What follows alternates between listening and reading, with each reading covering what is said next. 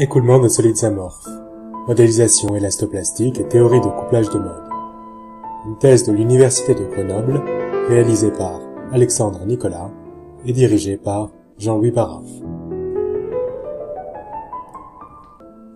Dur, mou, grand, petit, solide, liquide. En parlant, on a très souvent recours à des oppositions binaires. La nature, quant à elle, verse rarement dans un tel dualisme. Ainsi, on dira d'un grain de sable qu'il est petit et d'un rocher qu'il est grand, en perdant de vue la variation de taille continue qui relie ces deux cas, et les dépasse d'ailleurs amplement.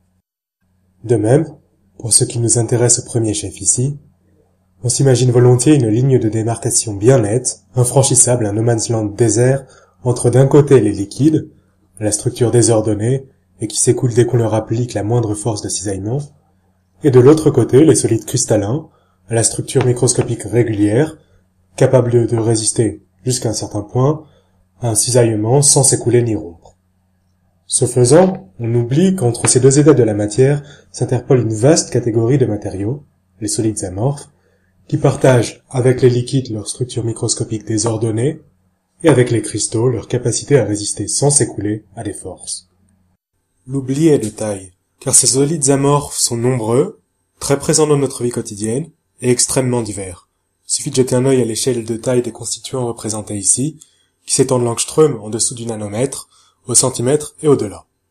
Par exemple, les verres de nos fenêtres en font partie, qui sont des réseaux désordonnés de tétraèdres de silice, mais également les verres métalliques, qui sont eux à base de métaux, ou encore pas mal de produits cosmétiques et alimentaires, qui sont fréquemment des suspensions colloïdales concentrées, à savoir des suspensions de boules de polymères, ou encore des émulsions concentrées, mais également des mousses comme la mousse de rasage, ou encore des matériaux granulaires comme le sable. Au-delà de cette diversité, chacun de ces matériaux présente des possibilités de variation quasiment illimitées, en faisant par exemple varier la composition chimique d'une mousse ou bien la taille des bulles, bref, des détails à n'en plus finir. Alors pour décrire ces matériaux, est-on condamné, comme un nouveau Sisyphe, à les prendre un par un et à tenir compte de chacun de leurs détails? Ou bien est-ce qu'on peut être myope à des différences parfois considérables, et essayer de construire un modèle général qui explique les caractéristiques communes de ces matériaux, mais aussi les différences frappantes qui sont observées dans leur écoulement? Bien entendu, c'est la seconde idée qui a guidé mon travail de thèse. Il faut dire que depuis les années 70 ou 80, un certain nombre d'indices avaient été accumulés dans ce sens.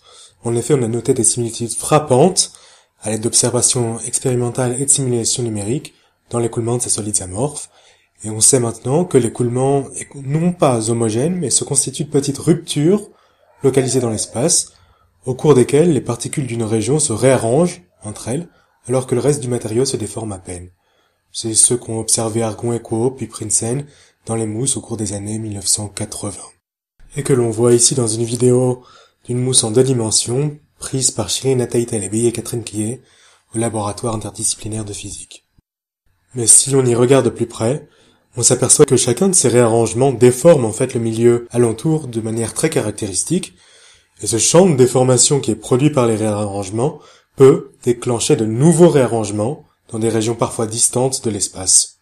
Sur cette base générique ont été bâtis plusieurs modèles, appelés élastoplastiques, qui commencent par discrétiser le milieu en un certain nombre de blocs, qui sont à peu près de la taille d'un réarrangement et qui sont solides par défaut.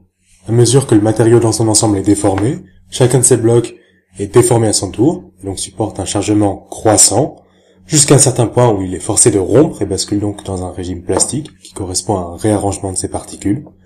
Au cours de cet événement plastique, localement le chargement est relâché et redistribué au reste du milieu, ce qui peut entraîner, à distance, de nouveaux événements plastiques. Le problème, c'est que ces divers modèles reposent sur des approximations non éprouvées et que parfois ils mettent l'accent sur des processus physiques différents. Une partie de mon travail a donc consisté à renforcer le lien entre les ingrédients de tel modèle et les mécanismes physiques à l'œuvre dans la nature pour rendre ces modèles plus réalistes. Cela a notamment permis de reproduire des courbes d'écoulement plus conformes à celles qui sont mesurées expérimentalement sur des mousses ou des émulsions. La courbe d'écoulement, c'est un peu la relation fondamentale pour tout rhéologue, qui relie la vitesse d'écoulement à la force qui est imposée. Ce qui nous amène directement à une autre question. Quelles prédictions du modèle sont extrêmement sensibles aux ingrédients qui sont mis dans ces modèles, et lesquels sont plus fiables, plus robustes. En somme, il s'agit de démêler l'universel du non-universel dans de tels modèles. Nous avons montré que la courbe d'écoulement ainsi qu'un certain nombre de longueurs de corrélation sont très sensibles aux règles d'alternance entre régimes élastiques et événements plastiques. En revanche, une prédiction robuste de tels modèles, et à fort impact industriel, c'est la tendance pour la déformation à se localiser dans une bande du matériau, avec comme cas extrême la fracture du matériau, chaque fois que les événements plastiques endommagent durablement les blocs qu'ils touchent. Il faut cependant se méfier des conclusions trop rapides qu'on peut tirer de telles ressemblances ou analogies. Par exemple, une idée bien ancrée dans la communauté voulait que la redistribution de chargement lors des réarrangements pût être assimilée à des fluctuations thermiques. Nos travaux ont sensiblement écorné cette idée. Alors l'idéal reste la comparaison directe avec des résultats expérimentaux numériques bien établis, une approche qui est malheureusement trop rare dans le domaine. Pour combler ce manque, nous avons d'un côté fait usage de simulations au niveau atomique et obtenu un très bon accord pour le champ de déformation autour d'un événement plastique unique à l'aide d'une version améliorée de notre modèle. Mais aussi, nous avons comparé les corrélations entre événements plastiques, ce qui a montré les points forts mais aussi les limites de notre modèle. Enfin, nous nous sommes intéressés à des résultats expérimentaux cette fois, de Julie Goyon, Pierre Job et leurs collègues, qui ont mis en lumière des effets non locaux assez surprenants dans l'écoulement d'émulsion à travers des microconduits, donc d'une petite centaine de microns de largeur, où ils ont montré que l'écoulement local dépendait en fait fortement de ce qui se passe à distance. Notre approche a permis de mieux faire la part dans cette non-localité entre les effets liés aux parois et ceux qui se passent à l'intérieur du volume du matériau. Ainsi, ma thèse a consolidé l'idée que des modèles élastoplastiques simplifiés peuvent enrichir la compréhension d'écoulement des solides amorphes très divers, même s'ils laissent de nombreux détails de côté.